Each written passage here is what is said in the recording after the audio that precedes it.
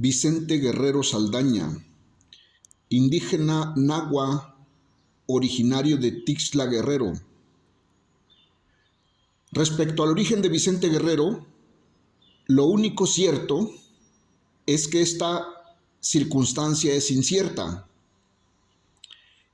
Su árbol genealógico, porque existen dudas y contradicciones sobre ello.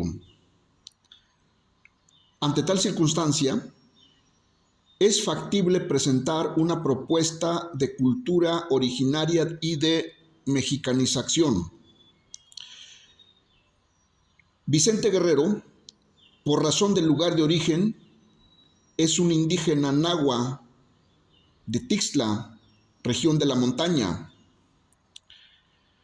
Relatan sus biógrafos que hablaba el mexicano náhuatl de manera natural, circunstancia que le permitió comunicarse con los pueblos indígenas de la montaña y de la sierra de Guerrero.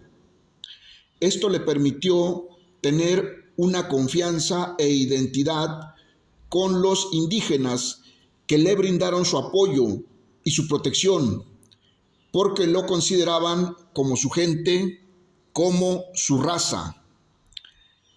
En Tixla, el maestro Vicente Pantaleón Guerrero sostiene ser descendiente de Vicente Guerrero y de considerar que el linaje familiar entronca con los indígenas de la región y no con la etnia afrodescendiente.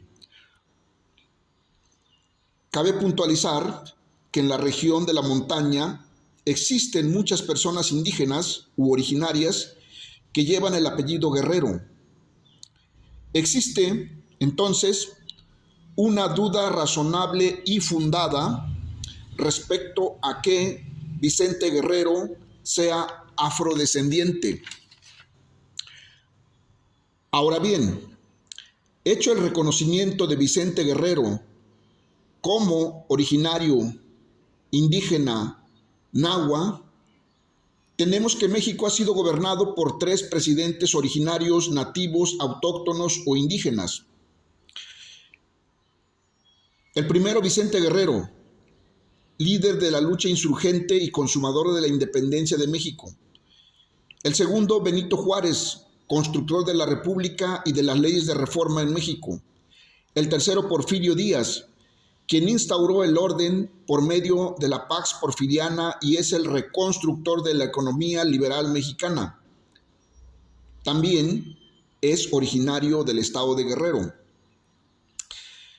De esta manera, se desvirtúa la errada percepción social colectiva respecto a que el indígena es flojo, tonto, falto de iniciativa, incapaz de crear o construir alguna aportación cultural.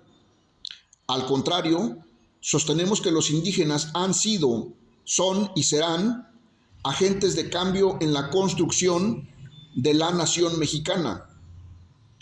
En la actualidad, la lucha de los pueblos indígenas continúa para preservar su cultura, sus bienes, su lengua.